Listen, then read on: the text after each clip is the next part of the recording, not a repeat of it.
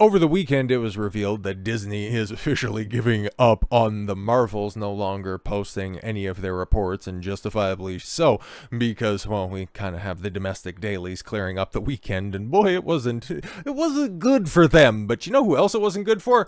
Oh, Disney, but just a different studio, so they can go ahead and, share in this disaster that they've created for themselves. You made that bed, you gotta lie in it now. We got Wish here, obviously, you know where we're at, and here we are, not but 2 weeks after release, and guys, it's really bad. It's not Strange World bad, okay? And it's already made more than Strange World, but, it's not going to make a whole hell of a lot more than Strange World if we're going to keep it at that, okay? It's going to be closer to that on the spectrum than Encanto. It doesn't have a hope in hell of sniffing 200 million, let alone turning a profit. Hell, as you guys know, the production budget of this was $200 million.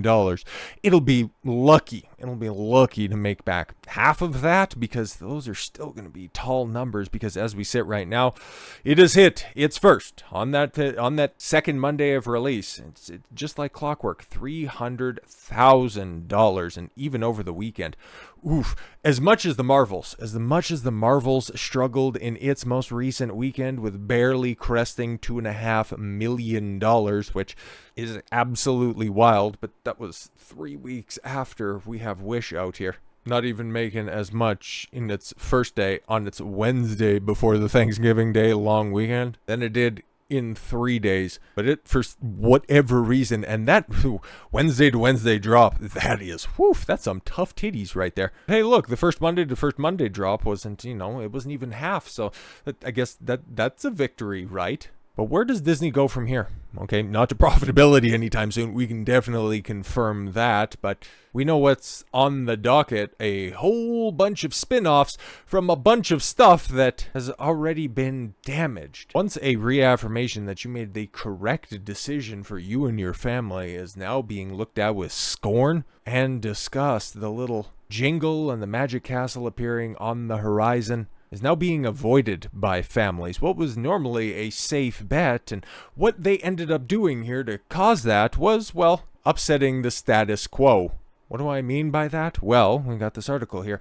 Disney's Wish has a major problem. Yes, a major princess problem, by the way, and that's what we're going to focus on, because as much as it's fun to talk about how much of a disaster at the box office Wish is anybody actually talking about the plot at all? Mostly because, well, it's just kind of faded into the background with how derivative it is. It's just the modern trope that was even stronger than anything else that they want to point to in Disney's history, of the strong independent girl boss who doesn't need anybody else's help to be as tremendous and fantastic as she already knows that she is. That's an insufferable story that modern writers needed to update for modern audiences, because the whole idea that a woman or a girl or a princess needs their knight in shining armor to come save them.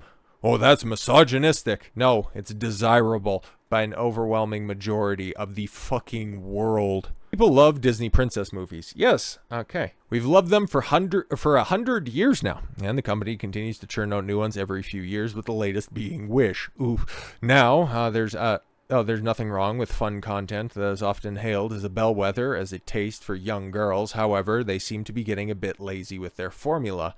With Disney's Wish, we introduced to a new princess. The thing is, even though her story is new, we met with new characters, they seem to follow much of the same formula, but not the one that worked for a long time, because it was always based on an archetypal story. Even when you get, because you have an assortment of, different Disney princesses, as weird as Jasmine, Pocahontas, and Mulan looks in the background, there's different variations on all of those stories, okay? Pocahontas' story is very much different than Snow White, and Mulan's, if you wanted to tell a girl boss story, when it's all said and done, she was a kick-ass chick, but then at the same time, she didn't betray her overall goal for continuing to honor her family by creating a new one by just getting the guy of the highest value that you possibly could. Like, there's way to tell your, kick-ass girl story. It's just the way that you're doing it right now, the way that you have done it for a while, is starting to wear thin. So, okay, let's discuss the princess narrative. You thought, though you may not realize it, it has always been there. Yes, there have been minor changes, but the point is always clear. She will get her dream guy. Exactly. And if we're going to be completely honest, some Disney and their princesses have done a lot of damage to modern couples. And the fact that the guy being presented as Prince Charming, the one that every Disney princess finds, is like a 0.0000000000001% individual. And I'm just talking, in physicality and wealth creation, okay? But to just say that, there's somebody out there for everybody, there's somebody perfect for you out there, it's a terrible foundation for relationships in general. But that's another story for another time. These movies sometimes start with their either a peasant girl or a girl who is already a princess but is sad and lonely. This is true of Belle from Beauty and the Beast, Cinderella, Meg from Hercules, and even Pocahontas. Was Meg lonely? Meg was kind of actually one of the most accurate representations of a bitch trying to get to, to the highest level that you possibly could through any means necessary by making a deal with the devil. Yeah, kind of. Okay. And even Pocahontas, who, although she was separated from John Smith, makes it clear that she loves him. Yeah, exactly. So there's always been little variations, but at the end of the day, these have just been kind of, saving the damsel in distress, just in wholesome tales that parents could just go ahead and plop their kids in front of, knowing that that story would be told, it would be inoffensive, and it would be of high quality. Now, well, aside from Pocahontas, these princesses each have their Prince Charmings. Well, no, Pocahontas still has, John Smith. Oh, no, I'm sorry. He's not a prince, but he is voiced by Mel Gibson, so that's better. Cinderella had the first actual Prince Charming. Jane Porter had Tarzan, which, yeah, I can't wait for the Disney live-action remake of Tarzan. Are you guys going to do the exact same shit that you do with every fucking... Are you going to race swap Are you going to do it? Are you going to... Yeah, I didn't think so. Jasmine had Aladdin, which is... That story is so fucking red pill. Anyways, and Rapunzel had Flynn. All right, that's Tangled, right? Okay. In some cases, the princesses are not considered the main character. Our characters are Prince Charming. Yeah, that's why everybody knows that Cinderella, that movie was named Prince Charming, right? Yeah, okay. And Sleeping Beauty, whatever. They're not always about the prince. Yeah, and guess what? Bitch isn't about the center of the world for everything, okay? In these films, the princesses are often accompanied by a cute sidekick, right? Yeah, Ariel had Flounder, Mulan had Mushu, and Anna had Olaf. Jasmine had Raja. I just always want to throw in Aladdin whenever I can. It's my favorite. Is it something that Disney has done for decades and has been cited as a way for them to bring their characters, for them to bring in characters that appeal to boys? No, again, this article is missing it. Okay, the guys, when those stories resonate with the guys, they like the Prince Charming character because that's, again, it's appealing to the intrinsically male aspect of the story where it's, yeah, men are problem solvers. Men want to impress pretty girls and do whatever they can in order to do that. Now, the lengths to which, that Disney wants to have their Prince Charmings go to, rescue, save, ingratiate themselves as some chicks that they barely know, is a little bit dangerous, but, extrapolate it out as best as you can think, okay, just, believing in the idea that, if guys go to this length that those girls will just inherently love you. It's a faulty premise in the real world, but in the confines of a film, it's totally fine and it's totally acceptable. Don't think about it too much, unless of course you want to think about it too much and then you just really want to have your childhood ruined, which I've done extensively. Would recommend if you just want to have a more objective view of the world, but if you just want to live in subjective slumber, go for it. Don't think about it. Villains embody the worst in the world. Yes, Jafar, Maleficent, Ursula, and Doctor... I have no idea who that is.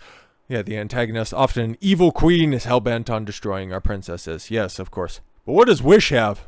A fucking goat? A king that looks based as hell by just saying, nah, not everybody can have their wish, okay? That would be detrimental to all of society. But instead, nah, I'm a black girl with the wish. What is something I don't know? But it's something that's been happening in a long line of Disney releases, where instead of just having a good wholesome story that families can rely on to entertain their children, you've got the outside perception of Disney when it comes to them pushing their not-so-secret agenda, reimagining tomorrow, if you want more on their manifesto when it comes to crafting and changing the perceptions of the public, or the likes of Strange Worlds. Or Strange Worlds, rather. Strange Worlds, I think is a video game. Or their live action remakes where they're just, you have Mulan, who's a simple girl boss, doesn't need the help of anybody. Or that, Ariel doing blackface from earlier this year just knows how to sail the ship better and rescue the prince at the end of the day.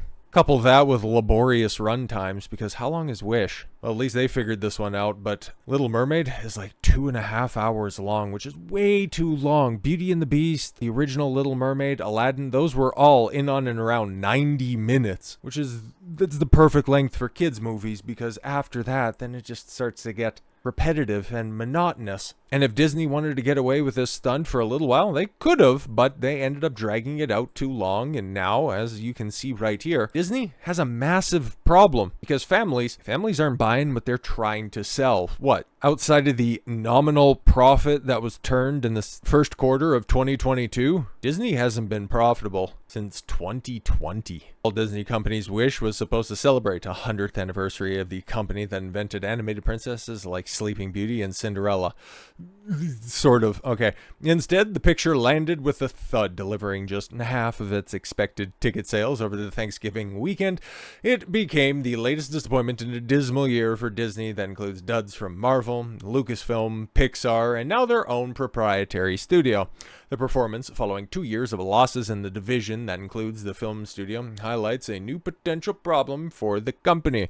Stories appealing to young girls are the core business for Disney, which is also a big reason why Marvel and Lucasfilm are no longer turning a profit, because they tried to take that same philosophy into those intrinsically male brands, ending up making, in their opinion, something that would appeal to everybody. In actuality, it ends up appealing to nobody with your bungled messaging. And with sales that spill over to consumer products and theme parks, the picture's poor results and Disney's recent track record in theaters may provide more ammo for activist investor Nelson Peltz and his Atreon Fund Management, which is seeking seats on Disney's board. Yeah, that's a different can of worms that we can delve into at a later date.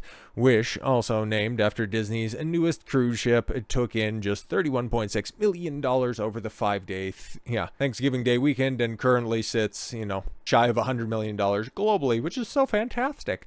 Wish scored just a 50% approval from critics at Rotten Tomatoes, tries to pay homage to Disney's princess classics from the past, Girl Wishing Upon a Star, An Evil Monarch, and a cute animal sidekick. Did it work? Nope. But strong box office competition from Barbie? The fuck? That came out months ago. Cope. Taylor Swift's concert film, which wasn't even in theaters. Oh yes, and the Hunger Games franchise, which is just blaring up the charts. And holy fuck, man. Just like clockwork, I told you guys a couple of days ago, okay? If you have the YouTube dislike extension on your desktop browser, those same 21 detractors came back. And when I said something, neutral about the current approach that Rachel Zegler's taking, and just said, her not saying anything is the best thing that she could say for the promotion of that film. And hey, if she's going to be turning a new leaf, that's fantastic. Those same 21 motherfuckers turned out to dislike that video every fucking time. 21 people. Don't you have something better to do? But yeah, The Hunger Games, it still is going to end up making half of the worst performing other film in that franchise. Like, I don't know what the fuck you want from me. You might not like it, but I just tell the truth. And what Bloomberg's trying to report here is massive fucking cope, citing something that happened earlier this year, a concert film that wasn't even in theaters like that anymore, and a franchise that has nothing to do with somebody that would be looking to take their family to an animated feature. There's no comparisons there. But as we've seen by running the numbers over the past few weeks here, Disney is set to lose, at least on the Marvel side of things, somewhere in the realm of $1 billion just out of the Marvel camp. And then when it comes to Lucasfilm, on top of their tumultuous TV schedule throughout the year, don't know how many subscribers that turned out, but you can kind of guess right there, because you had The Mandalorian season 3 and Ahsoka, 2 huge budget productions, and then the disaster that was Indiana Jones 5 and the Dialysis of Destiny. Disney had more thuds in the box office than at their theme parks, and those are looking awfully lethargic without dragging in another aspect to their dismal 100th year. Disney's been a part of many people's childhoods, and they were hoping that another 100 years would put them squarely in the zeitgeist for many more. But if they continue to go down this path of trying to push ideology over a compelling story, well, they're not going to see the next 100th anniversary. Hell, they might not even see the next 10th anniversary unless they turn shit around toot sweet. But as we've seen from leaks and reports about what's coming out in the future, I don't anticipate a quick turnaround, but sure as fuck is going to be a painful one. So with all that said, thank you all very much for the gift of your time. I've been Don Consuelo. I want you to follow your gut and get after it. Take care, everyone.